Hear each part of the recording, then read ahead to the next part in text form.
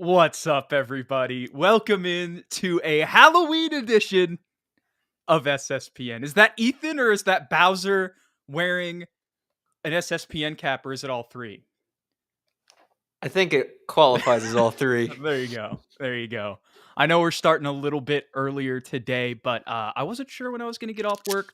A lot of times I get off and I'm not home until 7:15. Today was a little bit earlier, luckily for us. And me and Ethan, we got another late night game tonight, a Halloween game for the Spurs against the Utah Jazz. So we wanted to get on here as soon as we can so that we can get all of it in before that game tips off. And the first thing we'll be talking about tonight is last night's game against the Oklahoma City Thunder. Ethan, man, I guess what I'll say here to start is, you and I, we try to look at things from a 360-degree view, if that makes sense. Like, we really try to take in all the context. We don't try to just look at things at face value off of one game and say this player's trash or whatever like that. Like, that's not our MO. What I will say is there's not a lot of positives to take from last night, and I think we're going to dish out a lot of criticisms in this episode. It's only 4 games into the season. There is that caveat. Still no Devin Vassell. There is that caveat. But aside from that, honestly, as much as it was only a 12-point loss technically, and, we've been through 22 and 60 seasons, and maybe it's just because the standard is a little bit different this year. But that was one of the more frustrating Spurs games that I feel like I've watched probably in the past 3 seasons. I would agree with you. It was a complete outclassing in pretty much every single aspect of the game. I still think, yes, like you said, there's a caveat of OKC being 4-0, one of the best teams in the league, championship contenders, best defensive team in the NBA with an MVP candidate in Shea, and then a budding couple of stars in Chet and J-Dub. But you'd still want this to be more competitive than it was, Jude, because we have to take into account this is the second youngest team in the league, OKC. I know they're still, a year or 2 years ahead of us in terms of timeline and rebuild. But with the additions of CP, Harrison Barnes, and kind of the direction that we've been talking about and the media has been talking about for this team, you'd want this to be more competitive. And start to end, it wasn't in any way. Shout out to 2 Clutch Corey in the chat, SSPNOG. See, even the comments have got the Halloween font going today. Oh, nice. So we're going to roll with that one tonight. He also says we get back to W's tonight, man. We really hope so. And we'll get into that a little bit later. That is kind of what you can say is the positive of this, is that it is a back-to-back. So they have a chance to kind of, right. Not right that wrong, but get back on the right track with a better performance tonight. But to go back to this OKC game, and here's what Hanova says as well. We lost to the Western Conference champs in last year's 1 seed. We split with the Rockets. Want to see how we do against middle-of-the-road teams. I think that's a very fair and balanced take. And that's another thing that I want to say, as much as we're about to get into some criticisms about this game, like at the end of the day, I wasn't going into this game expecting to win. But the 22 turnovers, that a lot of them, again, kind of similarly to the beginning of the last Rockets game that we recapped, which I believe was, that was on Monday's stream that we did. A lot of unforced or self-inflicted turnovers. That's the better way to put it. The other team did not force them upon us. We just kind of gave them those possessions, and 27 points off turnovers. On top of a lot of other things in this game here, I'll just read off the notes that I had, and then I'll dish it back to you for some more thoughts on this one, Ethan. But here we go. So, ugliest game of the season so far, in my opinion. Another thing I want to say, I know this game was technically close. It was 70-79 is I think what we cut it to in the third quarter, kind of giving us a little bit of life. But I think the key to that is at that point in the game, Shai Gilgeous-Alexander was still 2 for 11. If Shai has his normal game, I don't think this game is anywhere near as close. That's just my personal opinion. And here's another thing, if you want to have one more context or caveat. Jeremy Sohan, Harrison Barnes, and Chris Paul are semi-excluded from kind of all of the criticisms that we're going to have, because those three guys, obviously they were our top three scorers, and they were also our best three players on the floor last night, and kind of just bailed us out of, our listless offense. And that was the other thing that I had written down. I wish I had more to say, but just a super ugly game with no offensive intention. Devin will help, but I would like to have an emphasis on running plays. If we go back to week one in the game one, with the TNT game against the Mavs, where they had Pop mic'd up and he said, there are no plays. Greg Popovich will have infinitely more basketball knowledge and experience than I ever will for the rest of my life. But I would like to see us run some sets and plays with Chris Paul at the helm. I think that would help a lot of these turnovers that are just kind of happening, because it's guys just kind of being put in isolation, dribble drive, slash and cut, like we saw last year. Drive and kick is the better way to describe it. And again, 22 turnovers overall, 27 points off of turnovers for Oklahoma City. And then the last thing, and this is also another big key context, is that was, in my opinion, that was Wemby's worst game of his career. Yeah, for sure. I like what you said about the plays thing, especially with Chris Paul. But just to give like the flip side of that, OKC doesn't really run any plays either. Like they also have a very free flowing offense, similar to what Pop keeps talking about. The difference is everybody knows what their role is and what they're supposed to do. The Spurs offense just looks like it has zero direction, and it doesn't help that Wemby, and I don't know who's to blame here. It could be coaching, it could just be personnel, or it could be him personally, but he's getting the ball in odd positions, and you got to give credit to the defense. Thunder and Dallas, and the second game for Houston, they are putting a wing on him or a guard. They're switching, and they're pushing him out of the block. And if for some reason he's able to acquire post position, they double on pass or triple team on pass. So he is uncomfortable 95% of the game with these double teams, hands in the cookie jar. He's getting stripped. He's getting turnovers because he's a little indecisive passing out of these double teams and triple teams. And I think that's because he's trying to establish an offensive game as far as being a scorer. But to me, he just needs to be better on timing out of those double team situations. And we need to get him the ball in the high post, the pinch post, the free throw line, top of the key. He's getting it. He's either bringing it up the court and immediately being ball pressured by guys like Alex Caruso and having to pass away and then not being able to find positioning, or he's getting it on the block and getting swarmed as soon as we pass him the ball. And that's creating a lot of turnovers. We had 22 turnovers to their 15. And you can't even say we weren't getting extra possessions because we had 13 offensive rebounds and they had 5. But I think it starts there, getting Wemby the ball in appropriate positions, and then him keeping it simple. I feel like he's overcomplicating things still with over dribbling, trying to force an offense that's a little, out of the ordinary right now. I mean, I'm sure he'll kind of get his way out of the funk, especially when he plays lower tier defensive teams. But right now, everything looks extremely effortful when it needs to be. If we're going to run the free flowing offense, it needs to look fluid and effortless.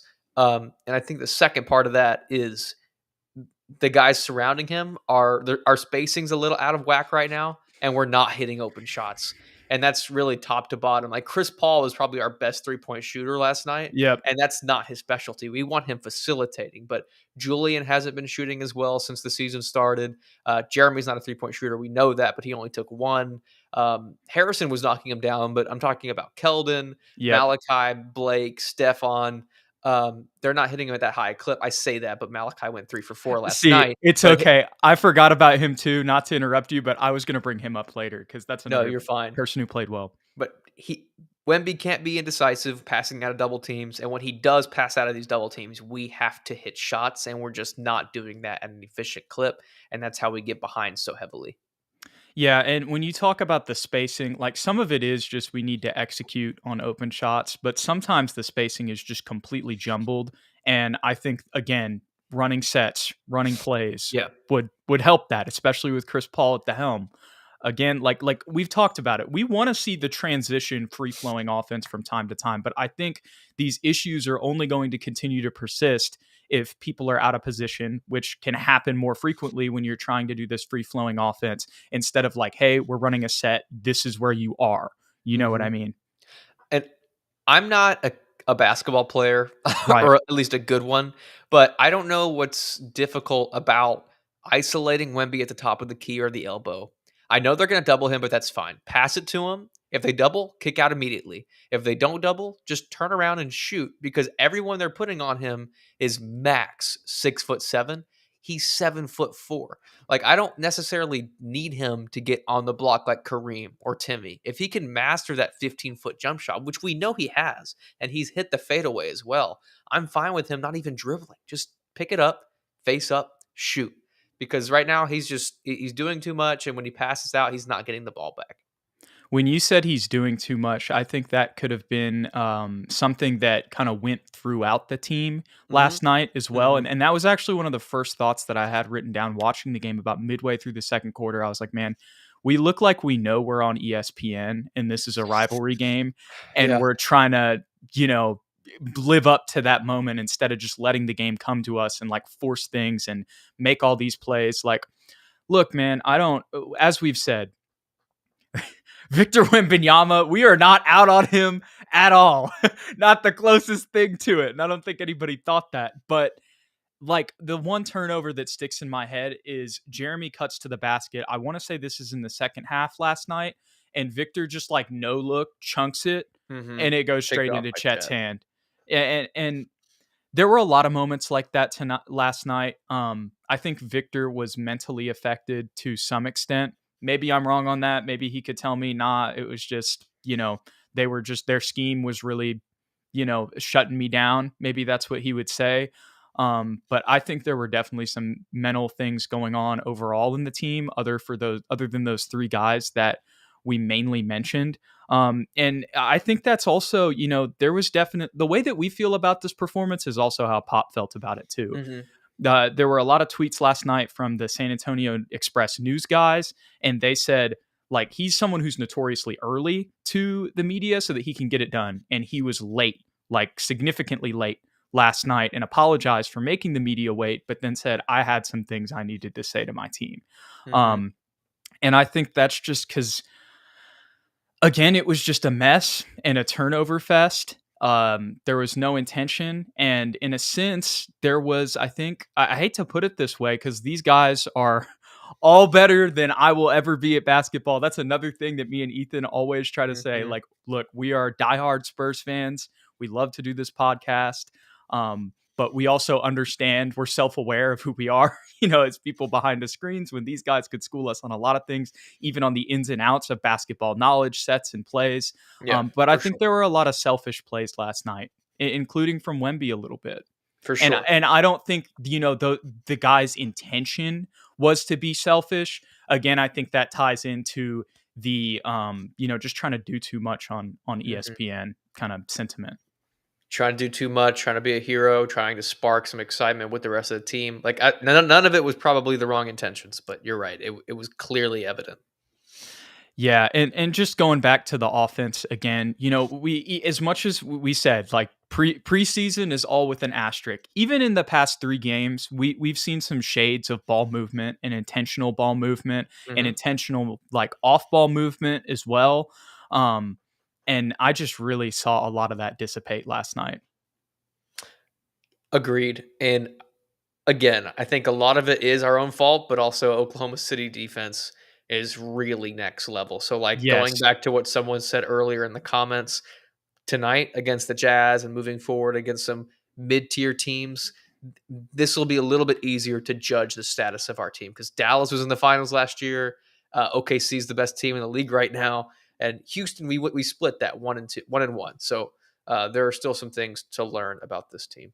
You know, I think that is key context. As much as last night was really frustrating, when you look at all the self-inflicted and like stuff that you could say is a lack of focus type stuff, at the end of the day, OKC is just better than us at this point. And you know, I saw a tweet thread from Jeff McDonald from the San Antonio News Express, and it was kind of talking about how like the Thunder's the second youngest team in the league. Like, why are the Spurs, you know, so much less polished than them?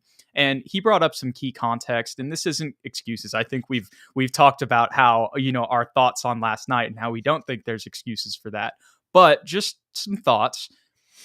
The Thunder were 22-60 in Shai Gilgeous-Alexander's second season with the Thunder. So, it takes some time to build this stuff. They're, as much as they're a very young team, they're much further along in their process. We've mentioned that before, but that was something that I didn't even realize, until I saw that tweet earlier today. Right.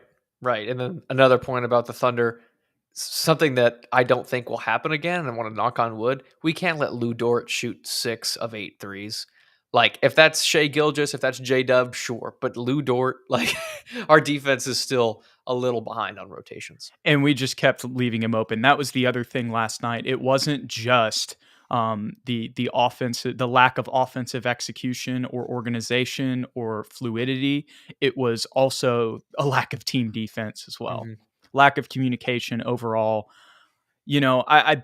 I would say probably we're going to bounce back tonight, especially when I'm thinking about this, talking about it with you, and taking into account the butt chewing that I know Pop gave them in the locker room, as well as I'm sure Chris Paul as well.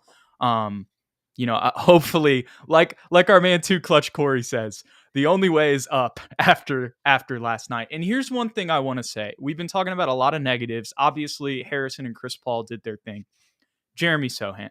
Yeah. And shout out to Malachi Branham as well. I didn't even realize he ended up having 15 last night on efficient shooting, 3 for 4 as well. I know it was kind of insignificant in the grand scheme of things, but that was huge for us, at least getting it to a single digit game in the second half. So you have to give him some credit there. He's been shooting better from 3 in these first 4 games of the season than he has the past 2, it feels like, overall. Again, just 4 games. But Jeremy Sohan, in the midst of the way that the game went last night, the fact that he kept playing the way that he's been playing all year and just still going 100% at all times, and being our second leading scorer as well as our top rebounder last night, I just want to give a big shout out to Jeremy Sohan. Too Clutch Corey also brought up a good point. As much as we want to give a lot of credit to the Thunder, for their defense and their scheme as well, because it wasn't as much as there were a lot of those offensive turnovers. Still, the Thunder were definitely imposing their will on the Spurs also. And if we're going to say that, I'm going to bring this one back up, because Jeremy Sohan was a big part of the reason why Shai Gilgeous-Alexander did not shoot. He shot really bad last night overall until he got some buckets later in the fourth quarter and kind of garbage time where he was able to get up to 17. And that ties back into another point that we've been talking about since the point guard experiment against Luka, against Shai Gilgeous-Alexander. Jeremy Sohan is going to be who's guarding them. And it's been really awesome to see his first 4 games of the year. It's only 4 games of the year, but he has like doubled his numbers in comparison to last year's first 4 games of the year. And again, that was in the point guard role, but still, that's a testament to, how he's looked to start the season. For sure. Defensively, he's looked fantastic. I don't have the exact number in front of me, but I'm pretty sure he's holding, as the primary defender, guys to like 20% shooting. We saw that again last night against Shai Gilgeous. He went 7 for 20 on the night from the field. But offensively, you're right. He looks way more under control. He looks way more comfortable in this role.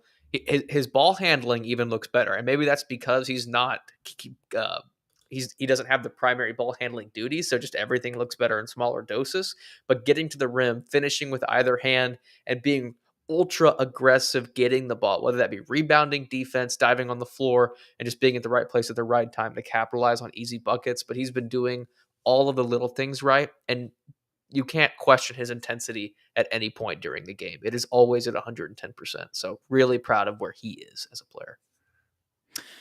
Couldn't have said it better myself. The last thing that I'll kind of touch on is something you touched on earlier. Again, it shouldn't be hard to get Victor the ball in favorable positions. Right. It shouldn't be as hard as we made it look last night. That's the last thing I'll say. Chris Paul was getting it to him, but he's pretty much the only one. And again, immediately triple, quadruple teamed. We lose the ball, turnover. It doesn't look pretty. Absolutely. But let's go ahead and move on. And let me screen share again, because I've got a Wemby Halloween outfit. Isn't that going to make us all feel better, Ethan? Yes. Here we go. So there it is, right there. I think that is the from one of the Studio Ghibli movies. I'm It is. forgetting the exact name of it. But there you go. We saw him as Slenderman last year. Now we see him in that. And let's go ahead and scroll down to this Jazz game. I want to see the injury report for this one. Obviously, Devin Vassell and Trey Jones still out. Lauri Markkanen out tonight. See, this is why I checked it. That's a big out. I did not know that until we just looked at that.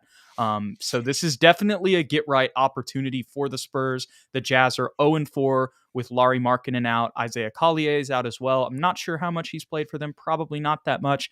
And then obviously Taylor Hendricks with that injury that we talked about on Monday, man. More prayers to Taylor Hendricks. That's really tough. Me and you were we really liked him as a prospect in the draft that he was in. And I have him on my fantasy team. But that's besides the point. Just him as a player, like he's kind of that modern floor spacer 4-3.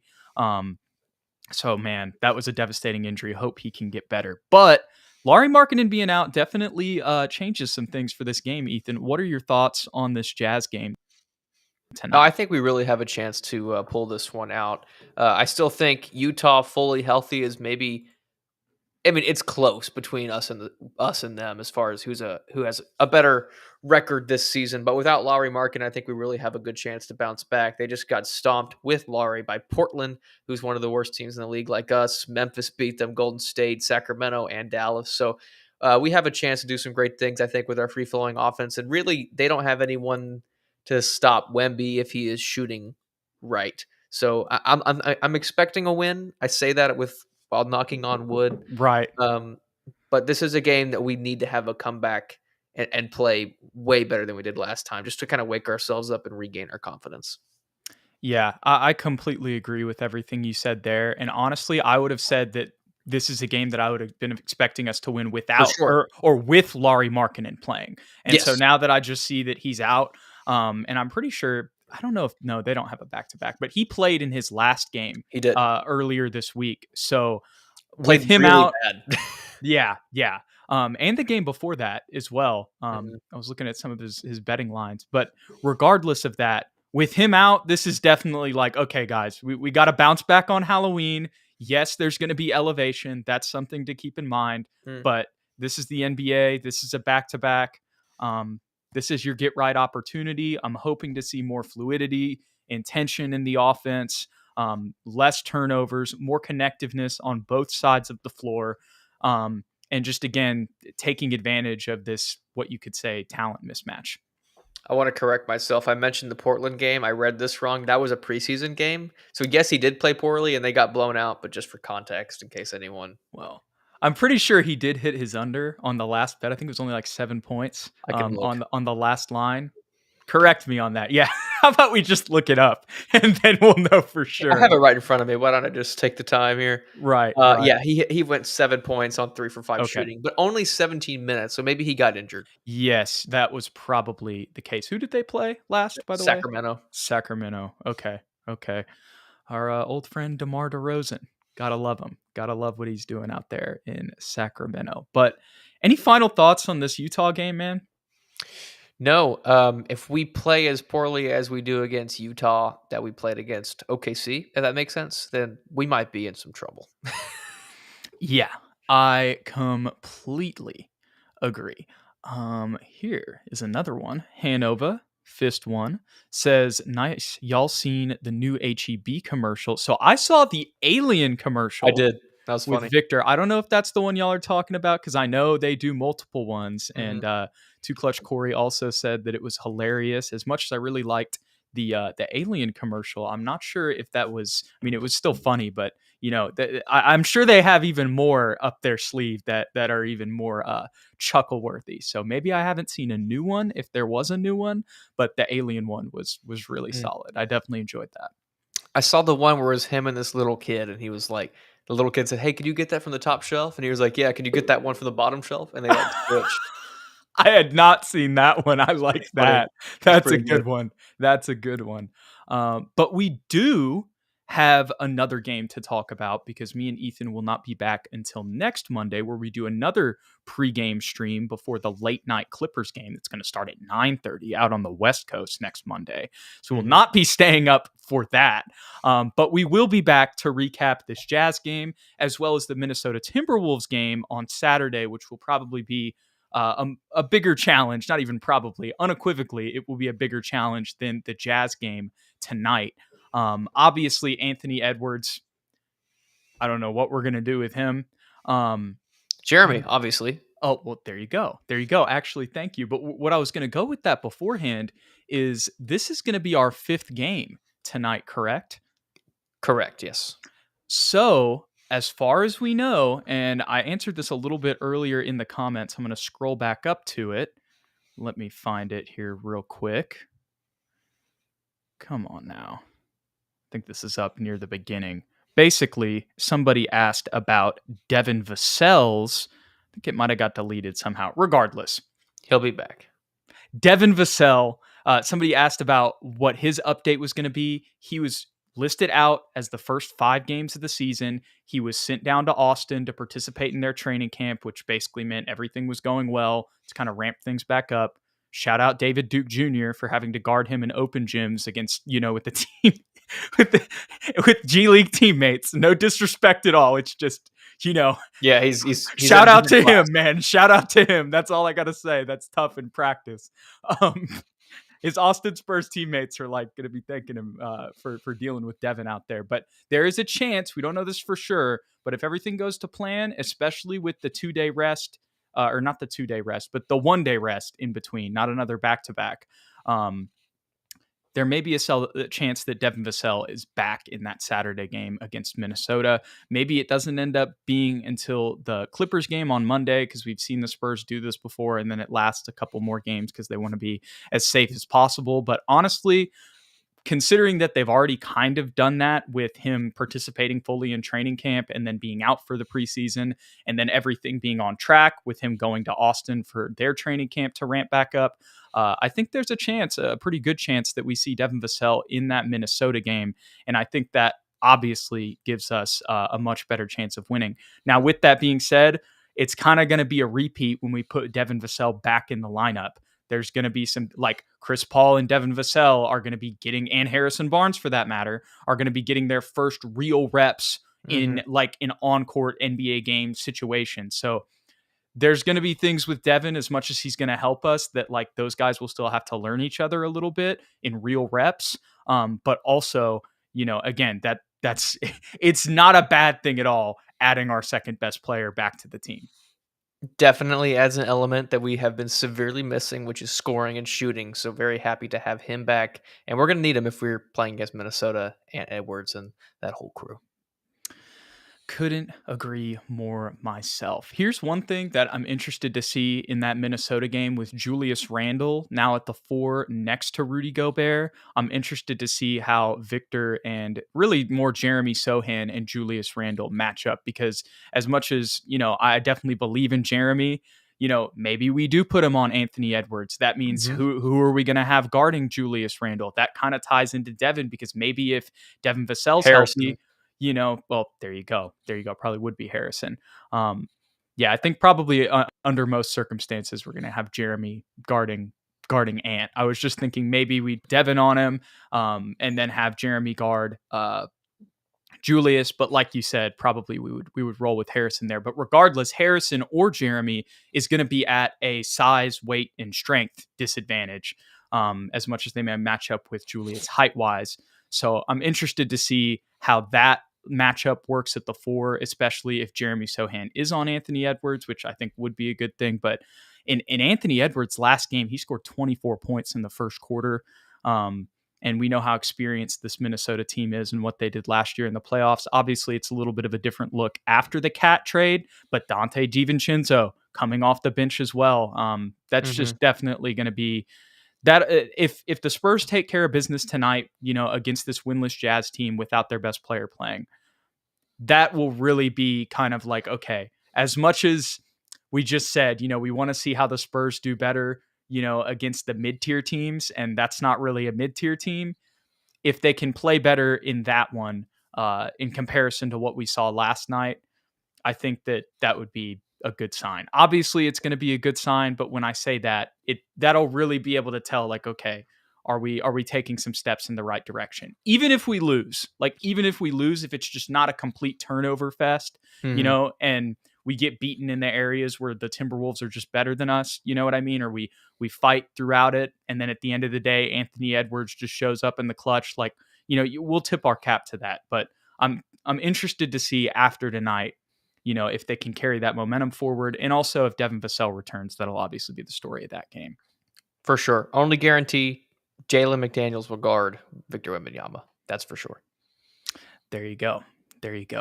Any final thoughts on these Jazz mini games, Ethan?